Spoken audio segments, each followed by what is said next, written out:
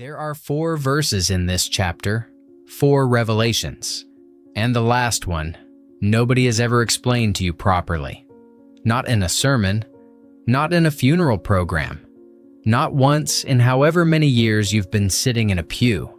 I'm Malcolm.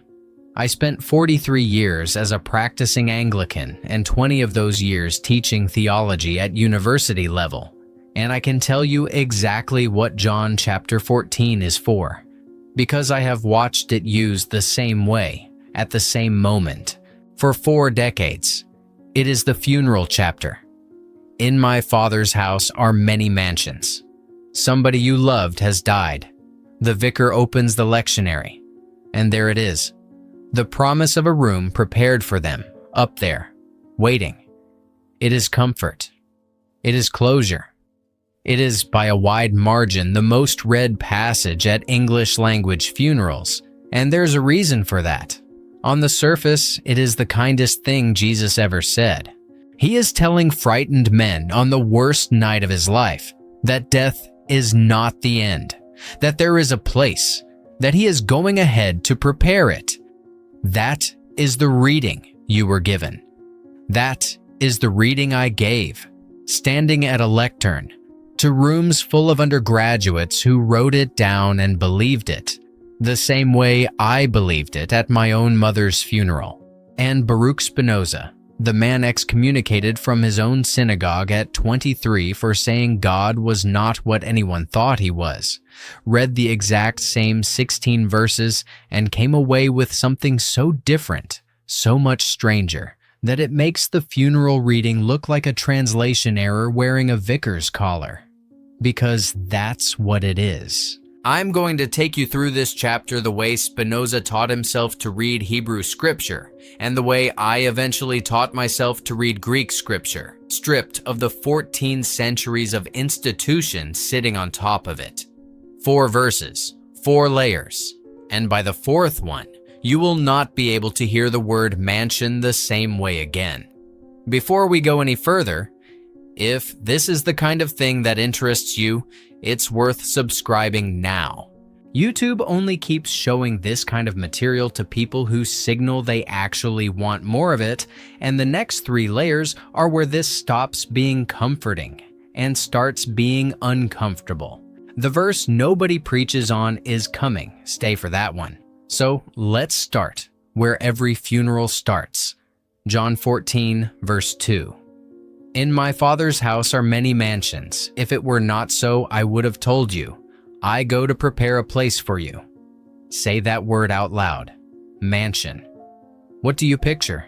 I'll tell you what 3 generations of English-speaking Christians have pictured, because I've asked them in lecture halls and in church halls. An estate. A great house. Rooms beyond counting. In a sky-born country house. Waiting for you. The way an inheritance waits for you. That is not a stretch of the imagination. That is exactly what the word means in modern English. A mansion is a big house owned by rich people, but here is the first thing they never tell you in the pew. That word in the Greek New Testament is not mansion, it is mone. And mone does not mean a large, ornamented residence. It means a dwelling place, an abiding place. The root of the word is the verb meno, to remain, to stay, to abide. It is the same family of word you'd use for someone staying the night in your home. Not a palace, a room where someone dwells. So where did mansion come from?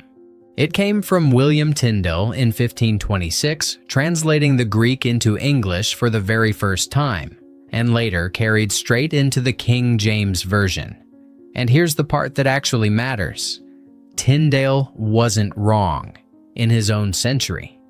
In Tyndale's English, mansion simply meant a dwelling place, a lodging, nothing grander than a room along a road where a traveler might stay.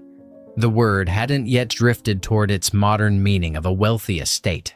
He chose an accurate word for 1526. The problem is that English kept moving and the pulpit didn't. 400 years of language drift turned an honest translation into a doctrine about celestial real estate, and nobody ever went back to correct it. Because by the time the drift had happened, many mansions in my Father's house had already become the single most beloved line in English language Christianity. Nobody corrects the sentence that makes grieving families feel better. I stood at my own mother's funeral in a stone church outside Norwich and heard a phrase almost identical to that. The vicar spoke for a long time about her mansion, her room, her place already being readied. I remember quite specifically being both comforted and quietly troubled by it, because even then, years before I fully broke from the faith, some instinct in me knew that mansion was doing more theological work than a mansion should be able to do. A dwelling place is intimate. A mansion is a property deal, and it is not only my instinct. The Church of England's own funeral lectionary confirms what every vicar in this country already knows without needing to be told.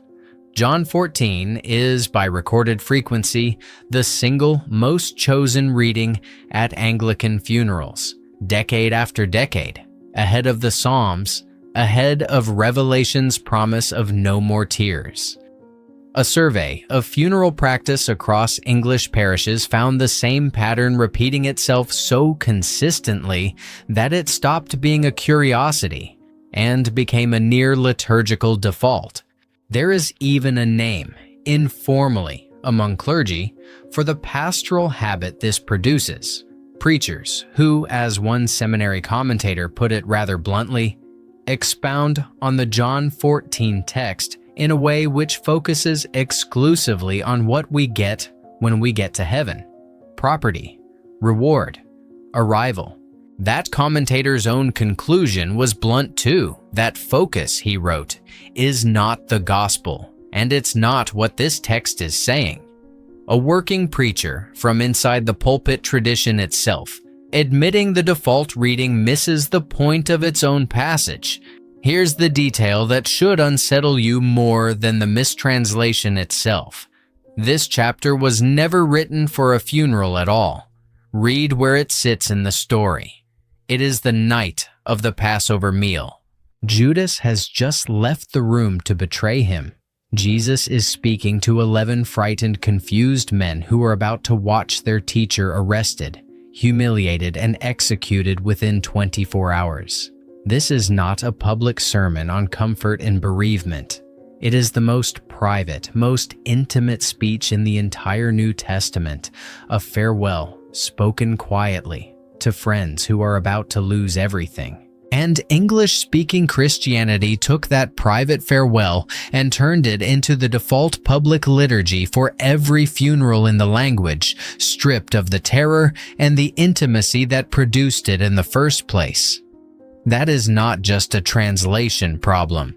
That is a change of address from 11 men in an upper room to entire congregations centuries later in different countries, listening to it as though it had been written for them at the graveside all along. But wait, that's not the worst part. Here's where it gets uncomfortable, because the mistranslation of one word is not actually the interesting problem in John 14. The interesting problem is 3 verses later, and it has been used to condemn people for 2,000 years.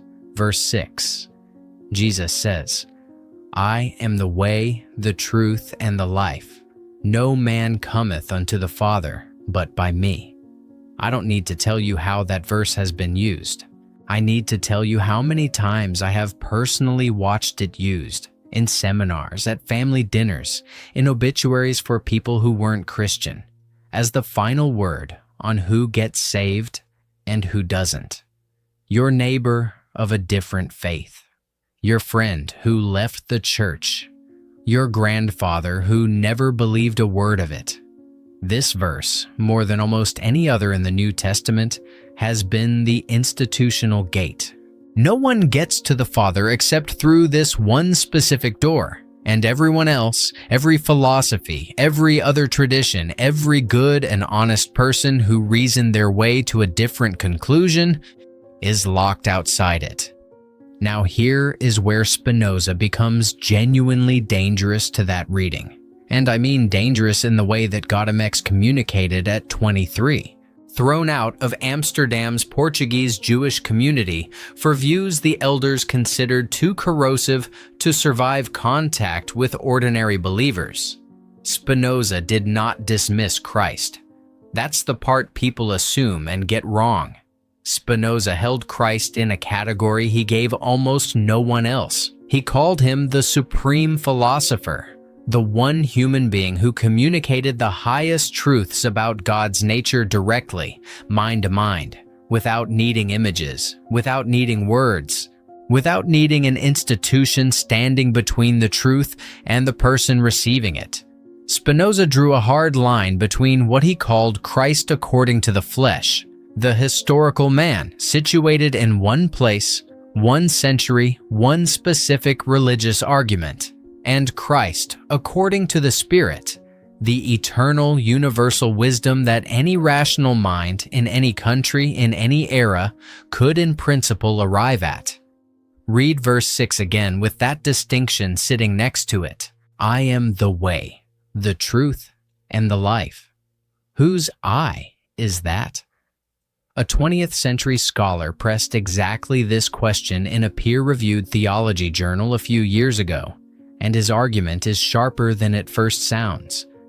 The entire exclusivist reading of John 14:6 quietly assumes the answer to that question without ever asking it. It assumes the I is the institutional Christ, the founder of a specific religious organization issuing membership requirements. But John's Gospel spends its very first chapter identifying Jesus with the Logos, the eternal ordering principle of reality itself, the reason woven into the structure of the universe before any institution existed to claim ownership of it. If the I in I am the way is the Logos, then the way is not a membership card. The way is rational illumination itself. The same illumination Spinoza spent his entire adult life trying to reach through geometry, through reasoned argument, through what he called the intellectual love of God. That reframes verse 6 completely. It is not join this specific organization or be shut out of the Father. It is something closer to what Spinoza actually believed about Christ, that the path to ultimate truth runs through reason and clarity of mind. And Christ is the figure who saw that path most completely and communicated it without distortion. Institutions build gates. Spinoza thought Christ built a road. Now, I know what some of you are already thinking because I taught this room's exact objection for 20 years before I ever left the pulpit side of the argument. Spinoza was thrown out of his own religious community. Of course, he reinterpreted a Christian verse to undermine the whole structure of belief. What else would an excommunicated heretic do with a passage that damned everyone outside the faith? It's a fair instinct. It's also based on a fact that isn't quite what it sounds like. Spinoza's excommunication came from Amsterdam's Portuguese Jewish synagogue, not from any Christian body, and not over this text. And far from dismissing Christ to spite Christianity, Spinoza is on record holding Christ in higher regard than he held almost any other historical figure, Jewish or otherwise. The one man in his entire philosophy credited with communicating divine truth without the distortion every other prophet needed images and parables to manage. That is not the language of a man settling a score. It is the language of a rationalist who found in this one figure an exception to his own skepticism. And that changes the whole tone of the chapter, because if verse 2 was a translation drifting away from its own meaning, verse 6 is something worse. It is a correct translation being pointed in the wrong direction for 2,000 years, weaponized to do the one thing the I in that verse was never built to do. 6 words, "No man cometh unto the Father but by me," have done more to divide neighbor from neighbor, friend from friend, than almost any other line in the English Bible. And the division depends entirely on an assumption about whose voice is speaking that the text itself never forces you to make. If you're finding this useful, genuinely useful, not just interesting, this is exactly the kind of research a super thanks helps keep alive. I'm not backed by an institution. There is no seminary, no church board, no publisher's advance sitting behind this channel telling me which conclusions are acceptable.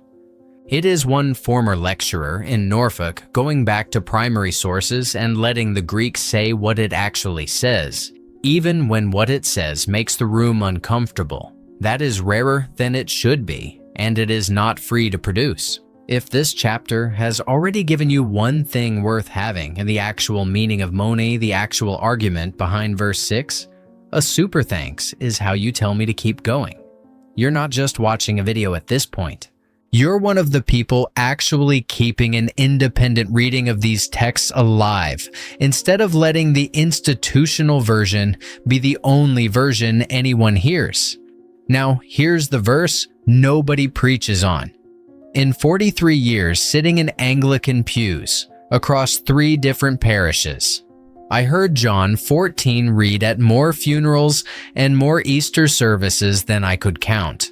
I taught this chapter for 2 decades to students who had to write essays on it. I have never, not once, heard a sermon built around verse 12.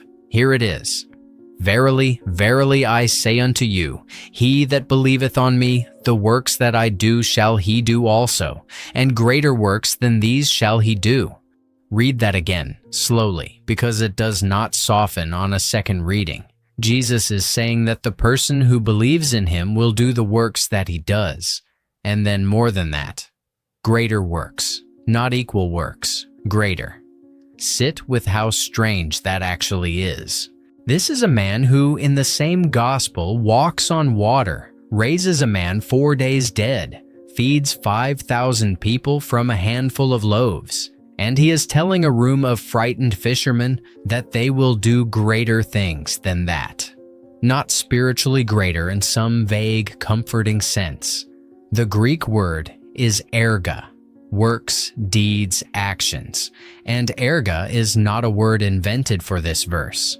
It's used 2 verses earlier in verse 10, where Jesus describes his own miracles. The Father that dwelleth in me, he doeth the works. Same word, same discourse. 6 verses apart. I want you to notice what that means because it is the part every comfortable reading of this chapter tries to walk around. If erga means divine miraculous acts in verse 10, describing Jesus' own works, it cannot suddenly mean something smaller and safer, like spreading the message or converting more people 2 verses later.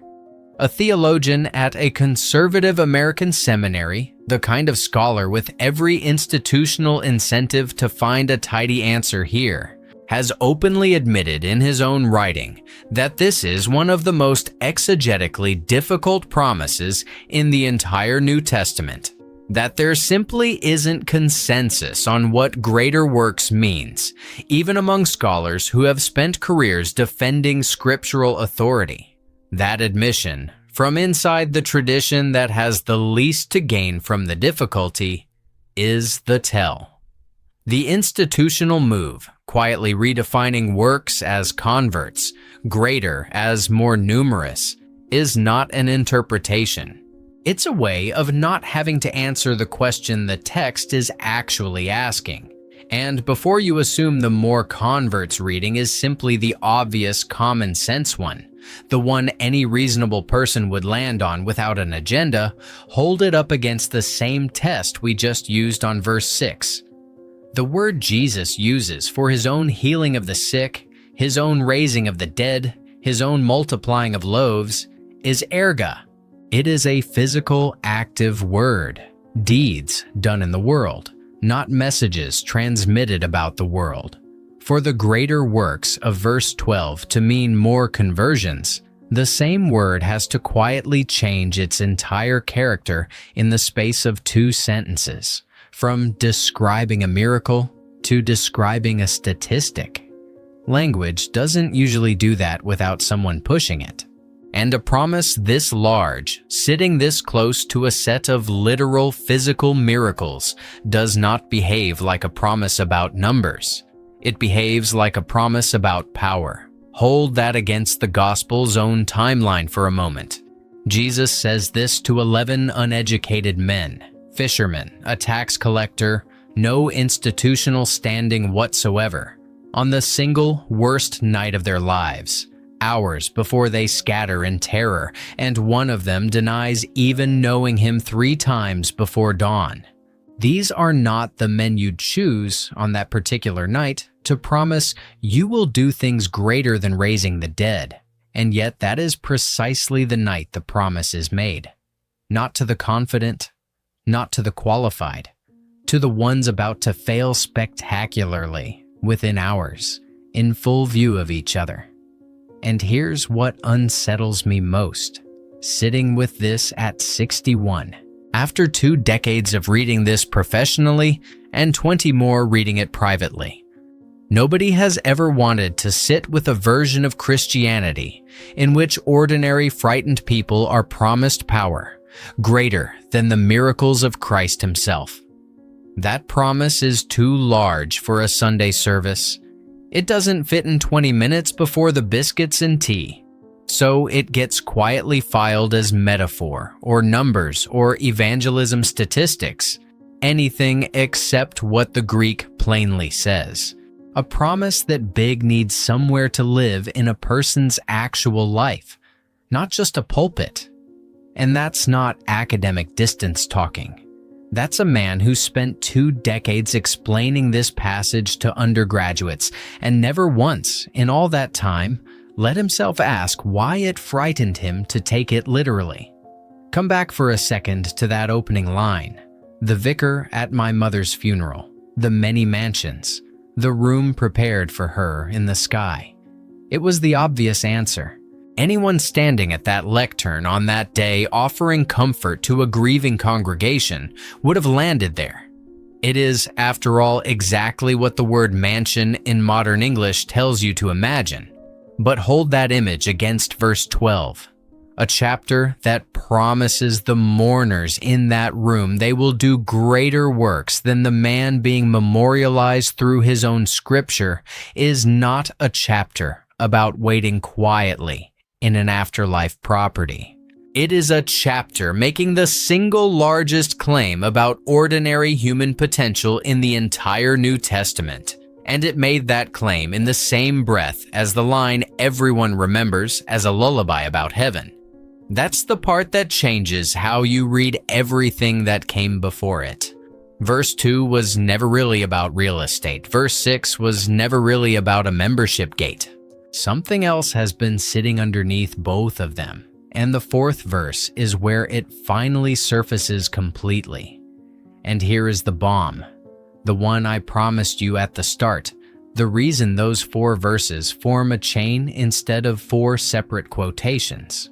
Verse 23, Jesus answered and said unto him, If a man love me, he will keep my words, and my Father will love him, and we will come unto him, and make our abode with him.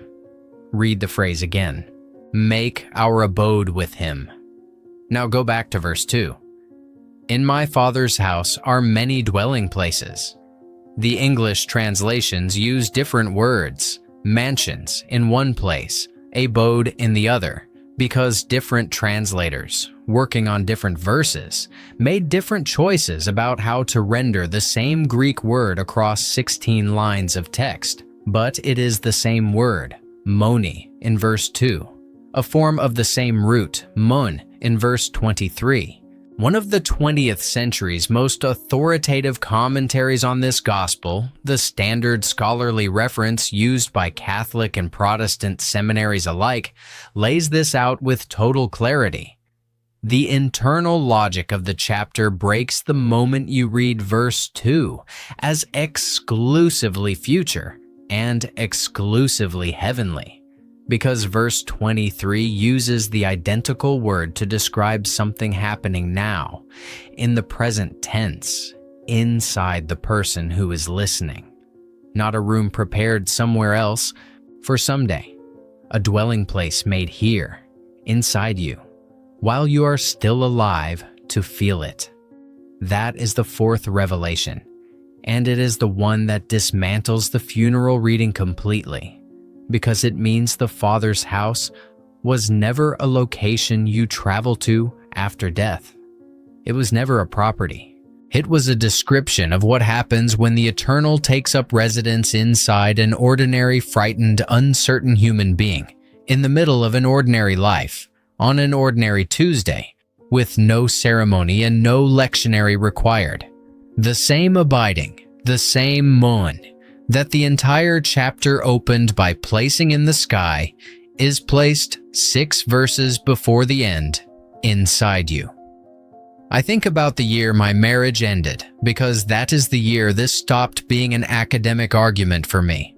There was an evening, quite late, when I was still sorting through which books belonged to which of us, an oddly bureaucratic task for the end of 20-some years together, and I found, in a box that was meant for storage, the same interlinear Greek New Testament I'd used since Durham, spine cracked exactly at John, the pages around this chapter softer than the rest from handling.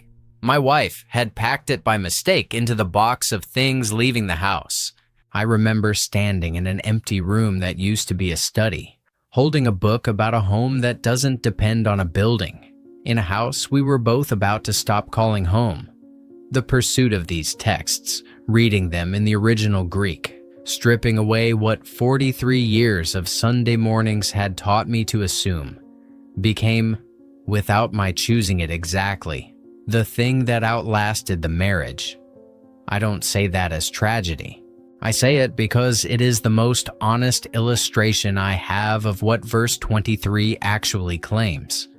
Somewhere in that period, sitting alone with a Greek text and a coffee, gone cold in a flat I was still getting used to, I understood that whatever abiding means, it survived the collapse of the one human structure I had built my adult life around, a dwelling place that doesn't depend on the house still standing. That is not a metaphor I found comforting in the moment. It is one I have found in the years since to be exactly, precisely true.